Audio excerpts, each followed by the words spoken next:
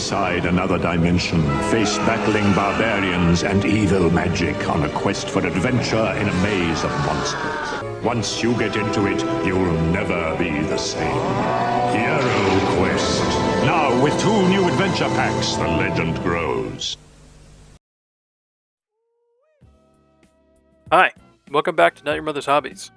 Today, we're going to take a look at our first big boss miniature, the Serpent.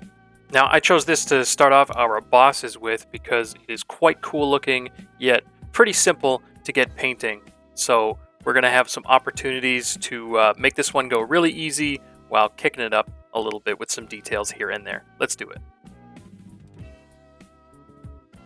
So we're going to start things off with the scales. Anybody who's painted the raptors will recognize kind of how we're going to do this. We're starting off with orc flesh, and we're going to make sure that we get a nice coat of that going on.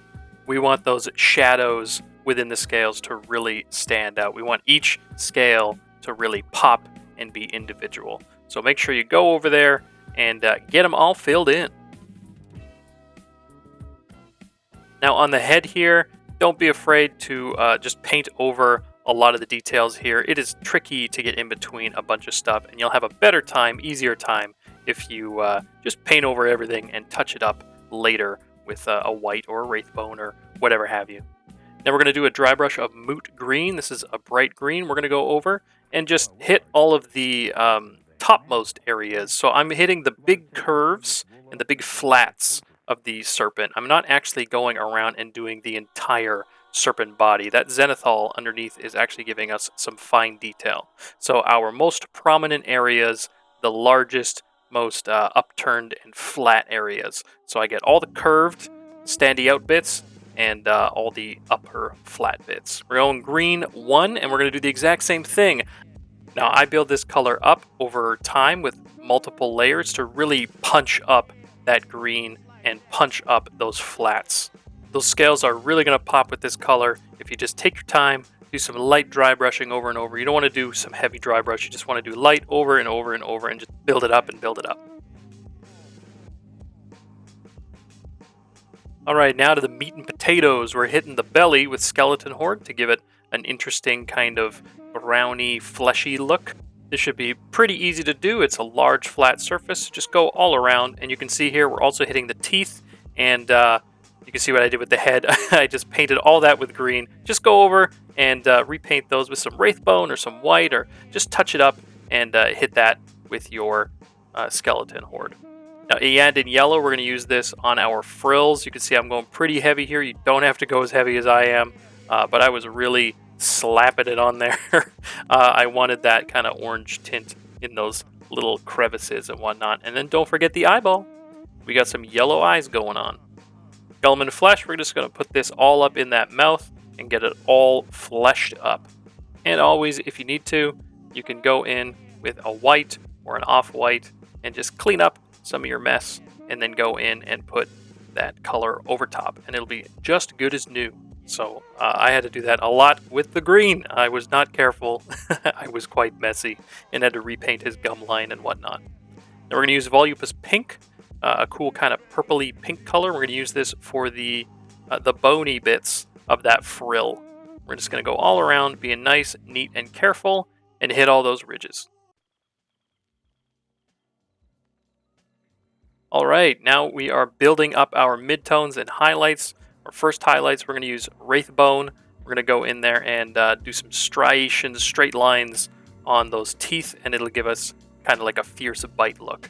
We're going to go to the horns all around and dot in some highlights over top of those bony protrusions. Now, on the underbelly, I was kind of torn on what to do, and so I just decided to use Wraithbone and just go over it and just build it up, build it up, build it up. You can see I'm doing some stippling. I tried to keep my line work in one direction. So like on the belly, I just kind of went in a downward motion like this, always, always, always, and then did some stippling on the bottom and throughout the middle to build up some texture and give it an uneven kind of fleshy kind of look, like a porous look. And I just built up a highlight towards the topmost of the ridges. Now, hopefully here you can actually see that belly, what that ends up looking like. But yeah, we're going with bold titanium white here and going around and brightening up those teeth and horns. He's got a couple little nodule teeth on the inside of the mouth. Don't forget to get those. We got the eye. We got the horns on top. Anything to make those extra details pop. He's only got a few of them, so we can feel free to take our time and make everything kind of stand out. Now we're going to use Warlord Purple, and we're going to go around that fringe and add some of that design we see in the artwork, right? This is going to tie those horned ridges, right, the bony protrusions of the frill together with the webbing. And this also gives us a chance to do a little bit of freehand because in the artwork we see he's got a little design on his head. So I'm not going 100% accurate. The way the head is positioned in the artwork, you can't really tell what's going on too much, but we do see some squares and diamonds and such, so I do that. Emperor's Children here, we're going to do a little highlight up here on the frills, just to bring in some extra highlight. Like I said, there's not a lot of details on this guy, so we're going to take that extra mile. For the webbing, I'm just dotting it in, as well as here on the design for the scales. I'm just kind of dotting in to make sure that we get a kind of uneven, scaly, textured look. Now, I thought that the belly was a little too bright. We took away some of that brown that I wanted in there.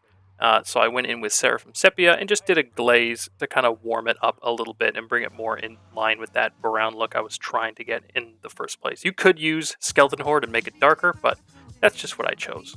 Then for our basing, we don't have to do any basing material, so just a gray paint all around, and that's it.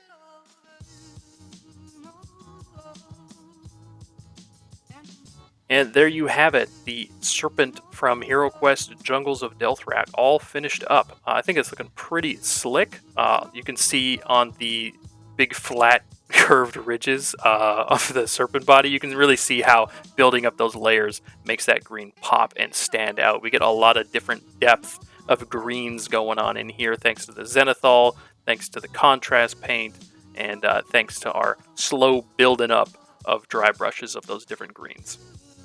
The belly stands out. It's bright, but still has kind of a color to it. That frill and those freehand bits we did, looking pretty cool. Overall, I think it really ties in nice together. Very simple design with some opportunities for us to kind of go ham and make those few details that are there extra special and really shine because the rest of the body is so simple and so easy to do. As always, let me know in the comments down below what you guys thought. If you enjoyed the video, give a big old thumbs up. Thanks to everybody who watches and interacts in the comments down below, making a community. And of course, thanks to my patrons. Your guys' support has been awesome. Talking to you guys on the Discord every now and then has been great. I really love the community building aspect of this whole thing. That's all we got for this video, so see you next time. Bye-bye!